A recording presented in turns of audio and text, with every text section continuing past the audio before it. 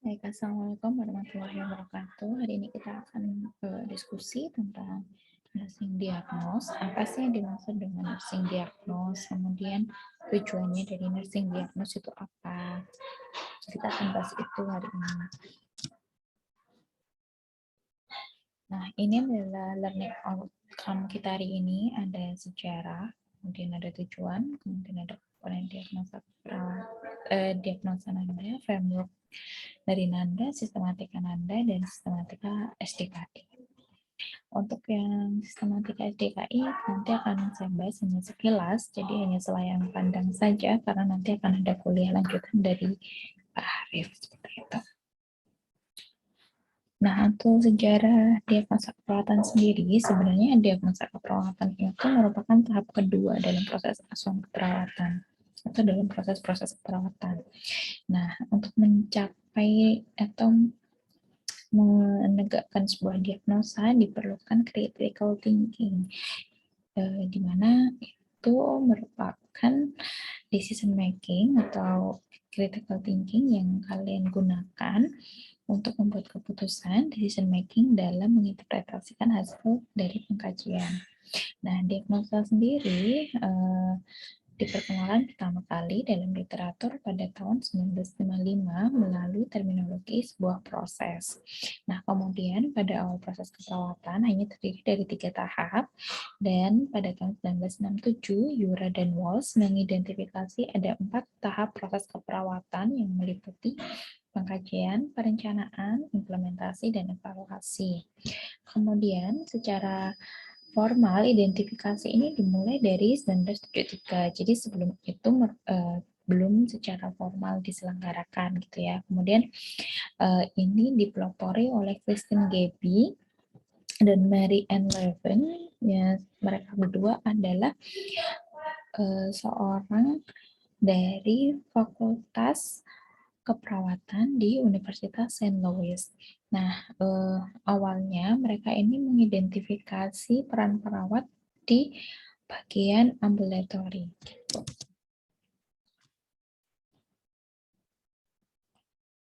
Nah, kemudian muncul konferensi nasional yang pertama, yaitu tentang diagnosa keperawatan, itu pada tahun 1973 di universitas tersebut. Jadi, awal mulanya ada konferensi nasional itu di universitas tersebut tentang diagnosa keperawatan ini.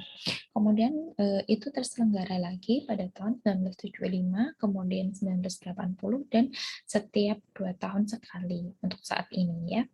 Nah, kemudian pada tahun 1977 untuk pertama kalinya digelar adanya rekognisi internasional. Kemudian pada tahun 1987 itu di Calgary, Alberta, Kanada terdapat konferensi keperawatan internasional dan terbentuklah North American Nursing Diagnosis Association atau NANDA. Nah, NANDA ini berisi adalah perawat-perawat yang ada di Kanada dan United States atau US. Nah, pada tahun 2002, NANDA ini berganti menjadi NANDA Internasional, yang artinya bahwa NANDA ini diharapkan mampu merefleksikan diagnosis keperawatan yang ada di dunia. Nah, berdasarkan definisinya, diagnosa sendiri merupakan proses penalaran, kemudian diagnosis adalah sebuah pernyataan atau kesimpulan tentang suatu fenomena. Jadi, seperti yang sudah saya katakan tadi, bahwa untuk mencapai sebuah diagnosa, kita memerlukan critical thinking, dan itu adalah bentuk dari decision making yang harus kita putuskan setelah melihat pengkajian-pengkajian yang sudah ada atau yang sudah kita lakukan sebagai seorang perawat. Kemudian diagnosa keperawatan adalah penilaian klinis terkait respon manusia terhadap masalah kesehatan, proses hidup, atau kerentanan dari proses tersebut, baik secara individu, keluarga, kelompok, atau komunitas. Jadi tidak hanya lingkupnya adalah pasien itu seorang individu, tetapi juga dia sebagai seorang di keluarga, namanya aja perawatan keluarga, serta ada komunitas atau perawatan komunitas. Nah, kemudian pernyataan mengenai masalah kesehatan klien yang aktual atau potensial yang dapat dikelola melalui intervensi keperawatan. Jadi, diharapkan nanti setelah tahu masalahnya di mana, maka itu akan diselesaikan dengan intervensi yang sudah kita tetapkan. Kemudian tujuan dari diagnosa sendiri yaitu yang pertama adalah mengkomunikasikan kebutuhan perawatan individu dan agregat antar petugas kesehatan dalam sistem pelayanan kesehatan. Jadi dengan ini kan karena sudah ada ketentuan, maksudnya ini sudah bagus sehingga antar petugas kesehatan akan tahu, misalnya diagnosanya adalah nyeri akut untuk perawat yang ada di jaga shift pagi. Nah, nanti dia tindakannya untuk nyeri akut apa saja, bla bla bla bla bla, itu akan diteruskan ke shift siang sehingga itu nyambung antara tindakan atau implementasi yang pada pagi hingga ke siang dan seterusnya. Kemudian memfasilitasi perawatan individu, klien, keluarga, dan komunitas. Seperti tadi yang sudah disampaikan bahwa perawatan di sini tidak hanya berkutat pada individu saja, tetapi juga kepada keluarga dan komunitas. Kemudian memberikan kewenangan profesi atau bentuk dari profesionalisme. Nah, diagnosa ini kan dibentuk awalnya kan juga dari organisasi profesi dari NADA tadi ya. Kemudian kalau di Indonesia kita pakainya SDKI juga itu bentukan dari PPNI. Jadi di sini profesi kan diberikan wewenang untuk terlibat dalam membuat merencanakan membakukan sebuah diagnosa. Gitu. Nah, karakteristik diagnosa sendiri yang pertama adalah registered nurse atau perawat umum, perawat yang sudah terdaftar memiliki STR, bertanggung jawab untuk membuat diagnosa keperawatan meskipun personil keperawatan lain memberikan kontribusi data dalam proses diagnosis keperawatan dan melakukan tindakan keperawatan tertentu. Jadi registered nurse ini kalau di Indonesia kita setarakan dengan nurse atau S1 keperawatan. Nah, walaupun nanti yang mengambil data misalnya adalah D3 atau perawat pelaksana, itu nggak apa-apa, tapi yang membuat diagnosa menentukan tujuan hingga intervensi yaitu registered nurse atau nurse. Kemudian domain diagnosa keperawatan hanya melihat status kesehatan berdasarkan kewenangan perawat. Jadi tidak boleh adanya kewenangan dari medis karena kita beda ranah ya.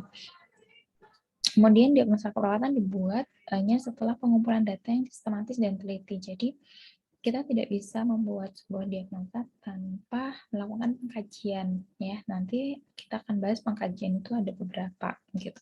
Kemudian diagnosa keperawatan menggambarkan status kesehatan berkelanjutan dan masalah dari kesehatan, kemudian ada faktor risiko dan peningkatan pertumbuhan individu.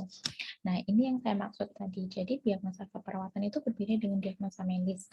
Kalau diagnosa keperawatan itu fokusnya adalah pada respon aktual atau potensial dari masalah kesehatan. Kemudian berubah seiring dengan kondisi pasien kesehatan. Jadi dia bisa berubah. Makanya ada namanya nanti adalah revise diagnosis atau diagnosa yang bisa direvisi. Kemudian identifikasi situasi oleh perawat berlisensi melakukan intervensi. Kemudian kalau diagnosa medis ini adalah yang diberikan oleh dokter, itu fokusnya pada penyakit, misalnya pasiennya dengan gagal jantung. Diagnosa medisnya heart failure misalnya ya. Untuk diagnosa keperawatannya nggak ada itu heart failure, misalnya bisa jadi penurunan curah jantung, intoleransi aktivitas, atau yang lainnya tergantung kondisi klinis dari pasiennya. Kemudian cenderung konstan sampai penyakit itu sembuh. Jadi kalau misalnya dari awal masuk itu diagnosanya biasanya sama gitu ya, sama dari dokternya. Misalnya masuknya dia stroke gitu. Ya udah sampai akhir ya nanti dia akan stroke, mungkin akan berubah jadi post stroke, stroke gitu ya. Kemudian identifikasi kondisi pasien oleh dokter terregistrasi. Kalau yang ini adalah perawat yang terregistrasi, kalau ini adalah dokter.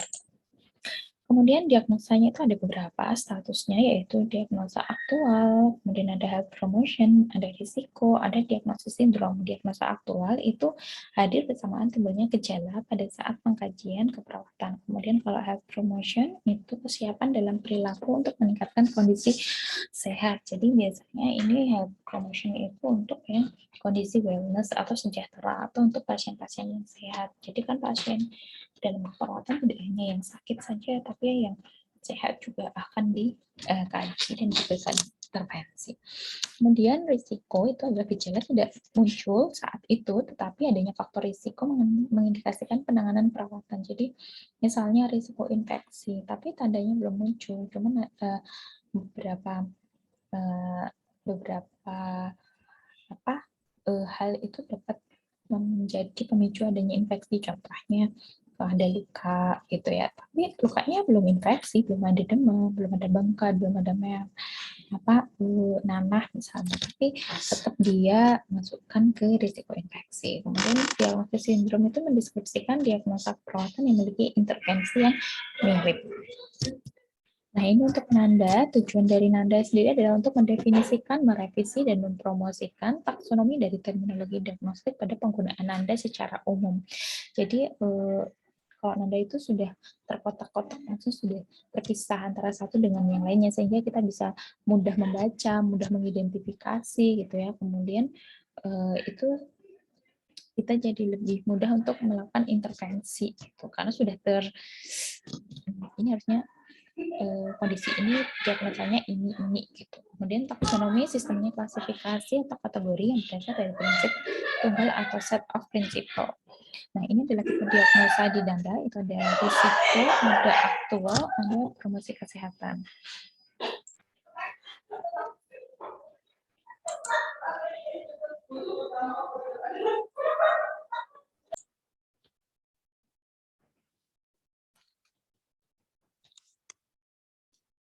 Nah, untuk tipe diagnosanya tadi sama seperti yang sudah saya jelaskan, jadi ada beberapa, ada diagnosa aktual itu yang memang gejala sudah ada, gejala sudah timbul, kemudian ada diagnosa risiko yang memang gejala belum ada tapi dapat menimbulkan faktor risiko yang dapat menimbulkan perburukan misalnya kondisi, kemudian diagnosa promosi kesehatan itu yang wellness.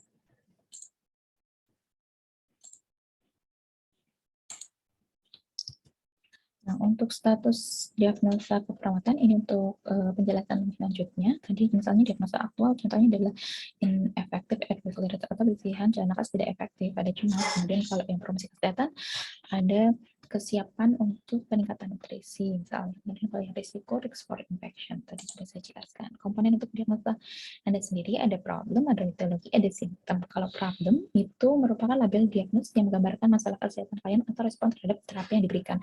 Contohnya tadi misalnya nyeri akut misalnya seperti itu. Kemudian kalau etiologi adalah sebagai related factor atau risk factors yang mengindikasikan satu atau beberapa faktor yang dapat menyebabkan masalah keperawatan, memberikan arahan terapi perawatan yang diperlukan untuk meningkatkan memungkinkan si perawat ini untuk menyesuaikan perawatan pada setiap klien. Kemudian kalau symptoms itu merupakan batasan karakteristik yang adanya kumpulan tanda dan gejala yang mengindikasikan adanya masalah tertentu. Jadi untuk melihat apakah masalah ini masuk atau enggak, itu biasanya kita akan lihat dari simptom dulu untuk melihat definisi karakteristik. Misalnya tadi nyeri akut, simptomnya muka menyeringai, kesakitan itu ada enggak gitu. Terus kemudian etiologinya baru, lukanya itu dari mana sih? Apakah dia dari luka terbuka atau bagaimana? Kalau misalnya luka terbuka di situ apa? Ternyata mungkin yang bermasalah adalah pada area kulit. Nah, itu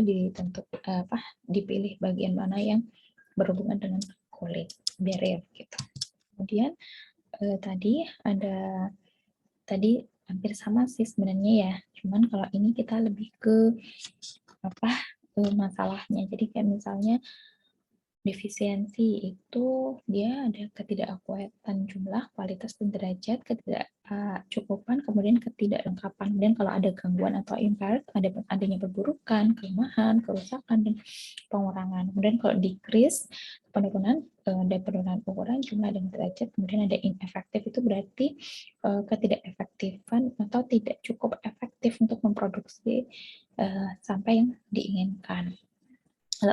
Compromise berarti menjadi ancaman. Nah, ini biasanya akan ada di masalah misalnya defisiensi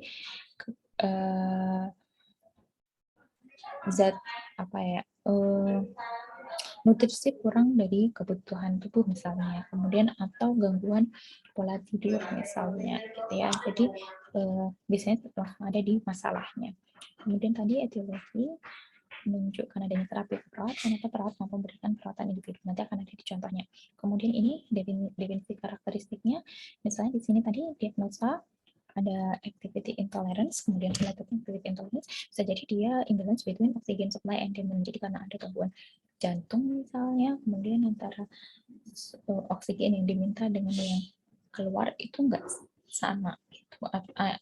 Jadi dia kekurangan, ya, oksigennya itu akhirnya kurang sehingga dia terasa penurunan dalam aktivitas. Nah ini contohnya misalnya ada gangguan atau perbedaan pada EKG misalnya. Nah, untuk diagnosa proses dari diagnosa keperawatan sendiri ada 7. Yang pertama adalah screening assessment. Screening assessment itu merupakan sebuah fase di mana kita melihat secara umum dulu, screening, namanya juga screen ya, yang melihat secara umum. Misalnya orang itu datang jalannya kok bincang, kita bisa lihat, oh berarti mungkin ada permasalahan di bagian kaki. Atau bisa juga kalau untuk screening assessment juga dapat digunakan kuesioner. Jadi metode ini atau fase ini adalah fase yang paling gampang karena kita hanya melihat secara sekilas gitu. Kemudian yang kedua adalah data analisis. Jadi kita analiskan, kita buat clustering, kita buat DODS-nya, kemudian setelah itu baru kita identify potential diagnosis, kita identifikasi kira-kira diagnosanya apa ya dari beberapa data ini gitu. Hanya sementara. Oh ternyata misalnya untuk diagnosa ini membutuhkan pengkajian yang lebih dalam, maka akan lanjut ke in-depth assessment. Dari in-depth assessment ini nanti akan direvisi lagi untuk diagnosa keperawatannya, bisa muncul adalah diagnosa keperawatan yang baru gitu ya, ada confirm potensial diagnosis. Setelah ini baru making diagnosis atau memprioritaskan. Jadi untuk memprioritaskan prioritaskan diagnosa itu ada beberapa hal. Yang pertama bisa menggunakan hierarki Maslow ya, dahulukan adalah yang paling bawah atau kebutuhan fisiologis dari pasien. Yang kedua bisa jadi dari tingkat kegawat daruratannya, misalnya pasien dengan bunuh diri atau itu akan lebih didahulukan daripada pasien yang dengan gangguan pola tidur misalnya. Nah, kita akan lihat satu-satu. Ini tadi sudah saya jelaskan, ada screening, data analisis, dan pengkajian dalam. Ini untuk data collecting-nya ya, subjektif. Kemudian kira-kira apa? Oh, prior knowledge-nya dia berarti ada masalah teorinya PEN, kemudian nutrisi gitu ya. Kemudian ada di sini berarti kita butuh wake up normal, underweight dengan sekian-sekian. Ini adalah pengkajian yang lanjutannya. Nah, kemudian yang kedua itu adalah clustering information saying a pattern, yaitu mengubah data menjadi informasi. Langkah selanjutnya adalah mulai menjawab pertanyaan apa saja respon pasien. Kemudian tahap ini juga merupakan kumpulan dari bukti, teori, dan model keperawatan. Sehingga teknik pengkajian akan tidak berarti jika kita tidak mengetahui bagaimana menggunakan data tersebut. Misalnya seorang perawat tidak mengetahui tentang BMI, maka dia tidak tahu, ya, tidak mampu menginterpretasikan masalah, tidak akan ketemu gitu ya. Jadi kita pahami rentang berenang dulu misalnya, kemudian cara pemeriksaan misalnya, sehingga kita tahu benar, kita memiliki dasar ilmu yang jelas. Kemudian identifying potensial diagnosis, ini tadi sudah saya jelaskan bahwa kita melihat potensial diagnosis atau melihat diagnosa yang mungkin akan ada di dalam pemeriksaan yang dilakukan oleh perawat gitu. Kemudian perawat mempertimbangkan semua kemungkinan diagnosa yang terpikir, jadi nggak cuma satu, jadi ada beberapa gitu ya. Kemudian ini adalah in-depth interview, jadi mungkin tadi masalah-masalah sudah ketemu, kemudian kok ini kurang ya datanya, maka lanjut ke in-depth interview atau in-depth assessment. Nah, di in-depth interview ini atau in-depth assessment, perawat harus mengkaji semua informasi dari pengkajian awal untuk menentukan apakah itu normal atau abnormal, berisiko atau sehat. Kemudian jika beberapa data terindikasi sebagai abnormal, maka akan dilakukan in-depth assessment agar proses diagnosisnya dapat lebih akurat lagi. Nah, ada hal yang perlu dipertimbangkan. Yang pertama adalah memberikan data baru yang akan menghilangkan satu atau lebih diagnosa potensial, kemudian mengarahkan pada diagnosa baru yang belum dipertimbangkan sebelumnya dan membedakan diagnosa yang mirip. Jadi proses ini memang sangat dibutuhkan karena kalau misalnya enggak, kita bisa jadi salah treatment gitu ya. Jadi tetap harus kita pertimbangkan tindakannya apa, terus kemudian data yang kurang apa gitu. Jadi akan diperiksa lebih lanjut. Nah, ini untuk lebih lanjutnya ada data collection, ada knowledge, ada information, personal potensial diagnosis ada, habis itu interview baru diagnosa yang direvisi. Nah, ini lebih lanjutnya dapat dilihat bahwa pertama adalah screening assessment, ada data analysis, clustering, identifying, interview, confirming, atau potensial diagnosis, dipilih mana yang dipilih dan dikurangin dari yang pertama tadi ya. Kemudian making a diagnosis atau memprioritaskan. Ini confirm potensial diagnosis memungkinkan jika ada data baru untuk mengarahkan sebuah informasi baru dan menjadi diagnosis baru. Mempersempit diagnosa potensial untuk mempertimbangkan diagnosa yang mirip akan sangat membantu. Kemudian salah satu cara untuk mulai proses diferensiasi adalah dengan melihat di mana letak diagnosa tersebut berdasarkan taksonomi Nanda. Nah, ini akan memberikan petunjuk bagaimana diagnosa dikelompokkan bersama pada area pengetahuan perawatan yang lebih luas melalui subkategori dan kelompok diagnosis yang memiliki atribut yang sama atau dalam kelas yang sama. Ini adalah making diagnosis atau prioritizing. Kita prioritaskan mana dari yang paling aktual hingga yang paling wellness. Sistematika Nanda dan taksonomi itu adalah artinya mengklasifikasikan kategori, grup utama, subgrup, dan item. Kemudian kalau dari domain, itu informasi yang ditemukan berhubungan dengan tagihan. Classes untuk bentuk dari tagihan yang berbeda, kemudian nursing diagnosis adalah tagihan individu. Nah, domain, classes, dan nursing diagnosis itu diibaratkan misalnya kalau kalian dapat mata pelajaran biologi ya ketika di SMA, itu domain itu adalah misalnya hewan karnivora gitu. Kemudian classes itu hewan karnivora itu ada apa saja, misalnya kelas tigris gitu. Oh, kalau kelas tigris berarti hewan yang di tigris itu ada apa saja? Oh, itu ada harimau, ada kucing misalnya gitu. Jadi langsung merujuk ke individunya untuk yang nursing diagnosis tadi. Nah, ini adalah beberapa domain di dalam Nanda itu ada sekitar 13 domain. Ya, ada 13 ya, ada 13 domain. Kemudian untuk kelasnya dia akan memiliki banyak sekali kelas. Kalian bisa lihat di situ, misalnya pasiennya kok dia datang dengan terengah-engah, kita masukkan dia di domain activity. Tinggal dicari aja dia masuk di mana, sleep and rest atau activity and exercise, energy imbalance atau cardio, nanti dilihat dari tanda dan gejalanya juga. Nah, ini contohnya yang pertama adalah nutrition, itu ada 5 classes, ada ingestion, ada digestion, ada absorption, ada metabolism, dan ada hydration. Nah, dari masing-masing 5 kelas ini terdapat diagnosa keperawatan. Ya, tinggal dicocok-cocokkan saja. Kemudian untuk yang SDKI, sebenarnya SDKI ini adalah pengembangan dari sistem Nanda, jadi tidak banyak yang berbeda dari Nanda, cuman bahasanya aja yang berbeda. Kalau misalnya di Nanda itu taksonominya ada domain, classes, dan domain, classes, serta nursing diagnosis langsung ya, tapi kalau ini kategori, subkategori, dan diagnosis. Nah, ini kalau di SDKI tidak banyak untuk yang domainnya atau untuk kategorinya. Kalau di Nanda tadi ada 13 domain, di sini hanya ada 5. Kemudian di masing-masing domain itu nanti akan ada subkategori atau classes. Nah, dari classes ini nanti akan turun jadi diagnosa. Nah, dari sekian banyak ini terdapat 147 diagnosa keperawatan. Itu untuk yang SDKI. Itu saja mungkin yang bisa saya sampaikan. Ini adalah reference yang bisa kalian baca, kalian gunakan untuk referensi. Apabila kurang jelas, kalian bisa baca-baca di sini. Dari saya sekian. Assalamualaikum warahmatullahi wabarakatuh.